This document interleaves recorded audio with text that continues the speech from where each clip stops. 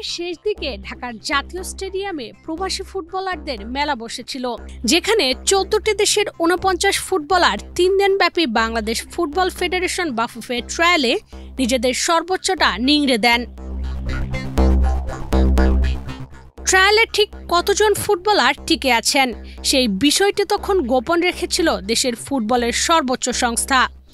সেপ্টেম্বরে এএফসি অনূর্ধ্ব-23 চ্যাম্পিয়নশিপের জন্য জুলাইয়ে ক্যাম্প শুরু হওয়ার কথা বাংলাদেশ দলের, যদিও এখনো কোচ নির্ধারণ করতে পারেনি বাফুফে। সেই ক্যাম্পের ডাক পড়েছে ঢাকার মাঠে ট্রায়ালে কোচদের মুগ্ধ করা 6 ফুটবলারের। ইংল্যান্ডের ইকরামুল ক্যাসপার হক, ইফাস আবেদ, ইব্রাহিম নওয়াজ, ইমান আলমদের সঙ্গে আছেন যুক্তরাষ্ট্রের বিতোষক চাকমা ও জায়ান আহমেদ। চলতি মাসের শেষ দিকে দলের সঙ্গে যোগ দেওয়ার কথা তাদের, তবে ট্রায়ালের মতো ক্যাম্পে যোগ দিতে তাদের নিজ খরচে আসতে হবে ঢাকায়। বাংলাদেশ ফুটবল ফেডারেশনের এমন সিদ্ধান্তে অসন্তোষ ক্যাম্পে চূড়ান্ত হওয়া 6 ফুটবলারের পরিবার। লাল সবুজের জার্সিতে খেলার স্বপ্ন পূরণের লক্ষ্য নিয়ে নিজের খরচে ঢাকায় এসে ট্রায়াল দিয়েছিলেন বাংলাদেশি বংশোদ্ভূতরা। বিমান টিকিট সহ যাবতীয় খরচই তাদের পরিবার বহন করেছিল।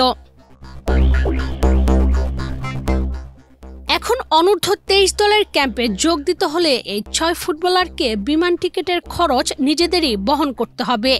বিষয়টি নিয়ে চলছে আলোচনা সমালোচনা। 6 প্রবাসীর পরিবারের ভাষ্য হলো, এখন তো তারা একটা প্রতিযোগিতার জন্য ক্যাম্পের ডাক পেয়েছে। নিয়ম অনুযায়ী তাদের ঢাকায় আসা যাওয়ার টিকিট দেবে ফেডারেশন। ফেডারেশনের সহসভাপতি ফাহাদ করিম জানান, তারা তো বড় কোনো লিগে খেলা ফুটবলার না, মূলত অনূর্ধ্ব-23 দলের ক্যাম্পে ডাকা হবে 35 ফুটবলারকে। তারা সেই ক্যাম্পের ডাক পেয়েছেন।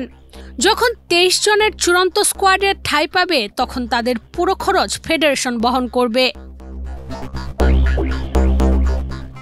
এএফসি অনূর্ধ্ব-23 চ্যাম্পিয়নশিপের বাছাইয়ে সি গ্রুপের স্বাগতিক ভিয়েতনাম ছাড়াও বাংলাদেশের 2 প্রতিপক্ষ ইয়েমেন এবং সিঙ্গাপুর।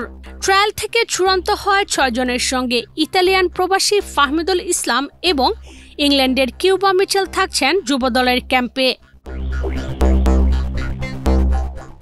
তবে এএফসি অনূর্ধ্ব-23 চ্যাম্পিয়নশিপের বাছাই পর্বের জন্য এখনও বাংলাদেশ দলের কোচ চূড়ান্ত করতে পারেনি বাংলাদেশ ফুটবল ফেডারেশন। কোচ চূড়ান্ত হলেই অনূর্ধ্ব-23 দলের প্রাথমিক দল ঘোষণা করা হবে।